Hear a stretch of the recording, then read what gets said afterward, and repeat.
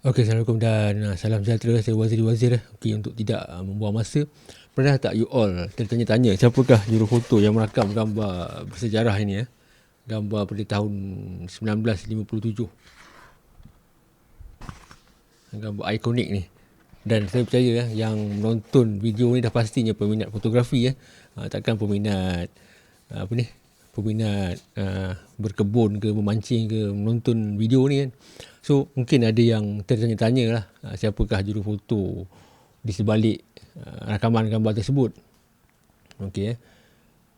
Masa saya mula-mula masuk jabatan dulu pun saya tertanya-tanya juga siapa yang merakam gambar ni kan. Memang nak tahu, minat nak tahu tu tinggi lah. Macam saya tengok poster Seri Paduka Baginda Yang di-Pertuan Agong, poster Perdana Menteri kan. Tertanya-tanya, siapa yang ambil gambar kan. Kita just nak tahu siapa di sebalik kamera tu. Pasal kita minat bidang ni, memang kita nak ambil tahu lah kan. Dan tak semua orang nak ambil tahu. Bagi kebanyakan orang, dia tengok gambar, sudah lah kan. Dia tak minat pun kan.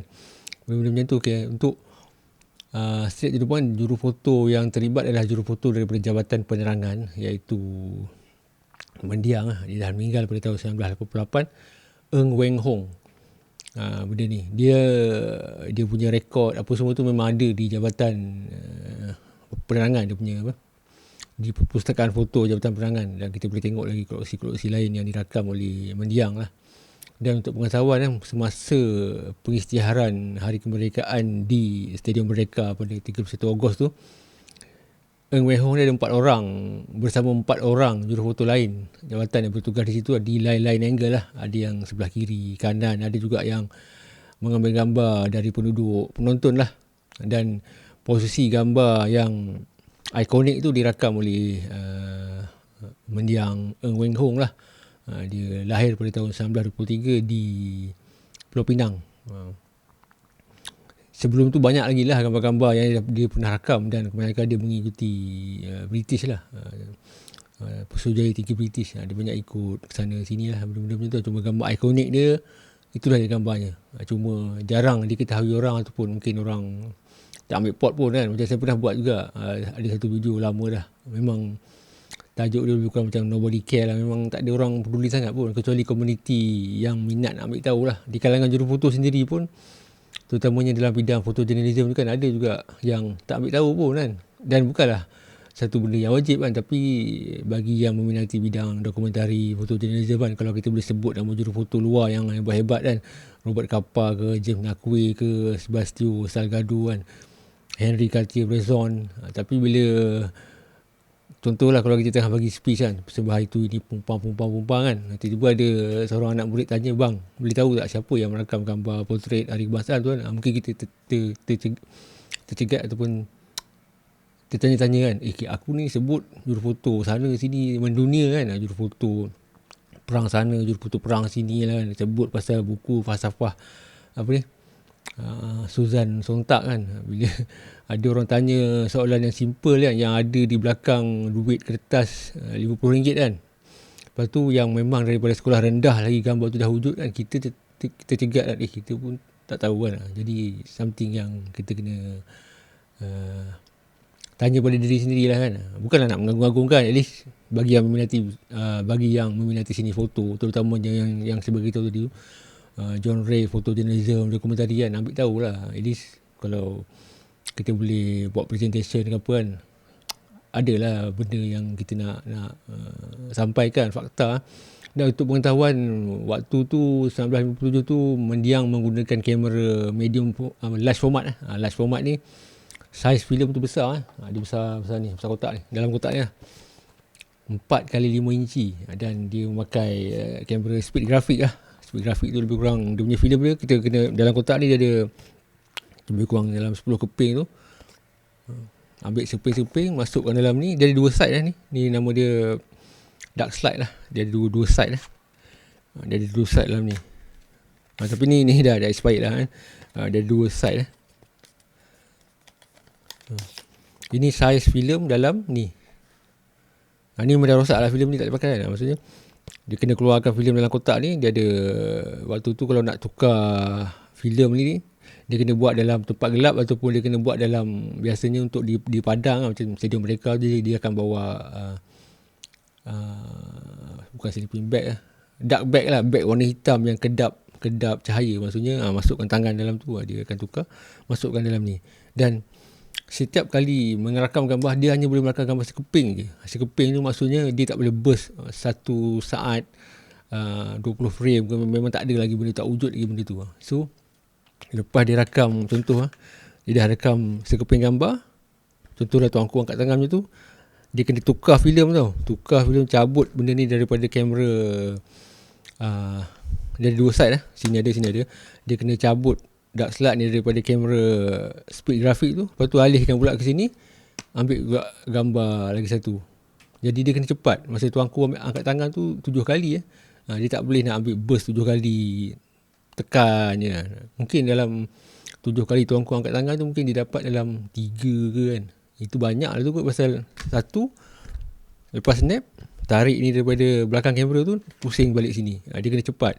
Kalau tersalah ke tersangkut-sangkut kan, memang naya dia seorang je dekat position tu.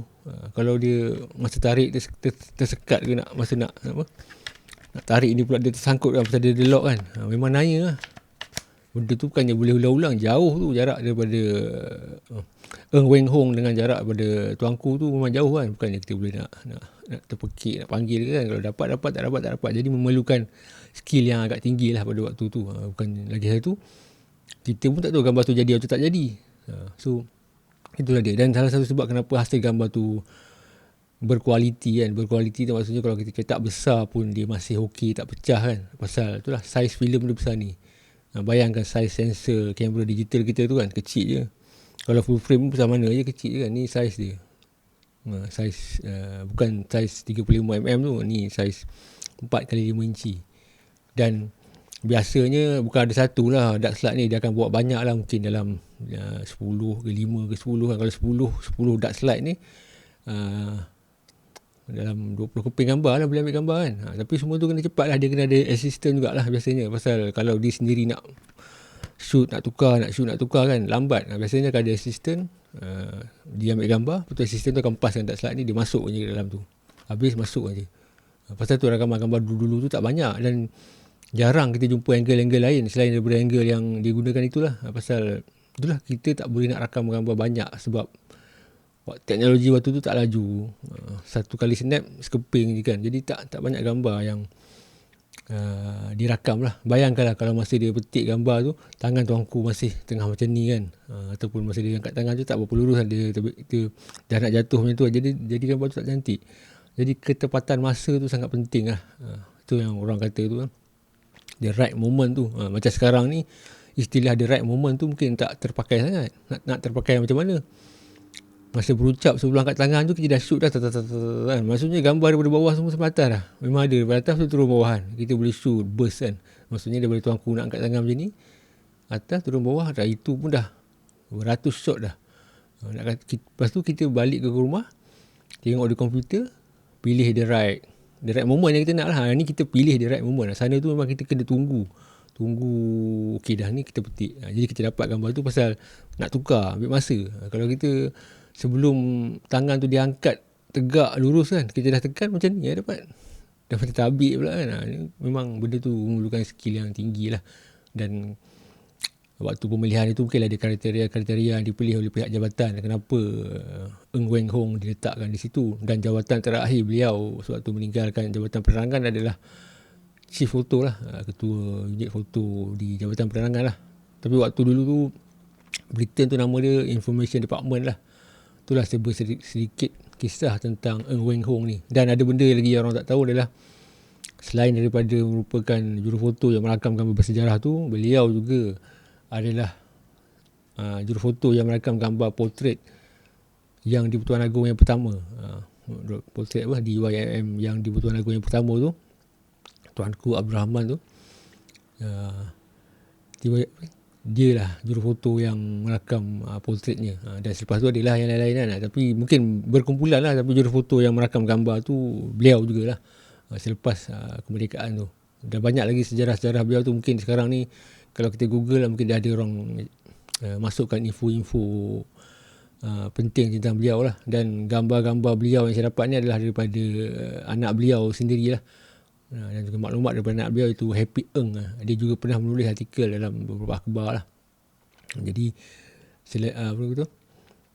semasa anak dia masih ada tu, sesiapa nak buat konten ke apa boleh carilah. Sebab bila cerita tu diperturunkan kepada mungkin cucu dia orang lain kan, cerita tu mungkin dah berubah. Pasal pernah juga jadi kesilapan di media masa mengkreditkan gambar tu kepada orang lain kan.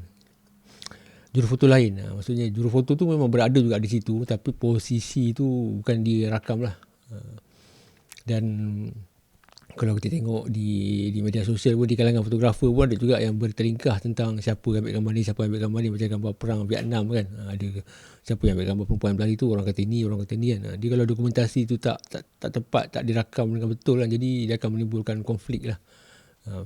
Tapi benda tu bukanlah tak ada apa, dia sebagai pengetahuan bagi jurufoto lah, yang mana-mana berminat nak ambil tahu kan. Dan dia juga macam mampu macam mana nak cakap, memberi motivasi kepada kita kan, walaupun mungkin orang tak ambil tahu kita siapa, mungkin nama kita tak dipaparkan di akhbar kan, just nama jabatan, nama agensi, nama surat khabar kan, tapi maksudnya hasil karya kita tu dihargai lah, orang pakai, orang tak tanya, tak tahu, tak ambil tahu tu tak ada benda lah. Jadi at least kita tahulah kita adalah seseorang yang terlibat dalam proses bersejarah tu. Dan ada lagi lah yang lain-lain lah, yang baca doa, yang bagi teks yang itu, yang ini, yang pegang payung apa semua kan. Itu biarlah mereka-mereka dalam bidang masing-masing yang nak highlightkan orang-orang tu kan, macam siapa PA sistem dia, siapa tentera yang membawa pengisytiharan tu, siapa buat itu, siapa buat ini, siapa jaga audio, siapa jaga itu, ini kan.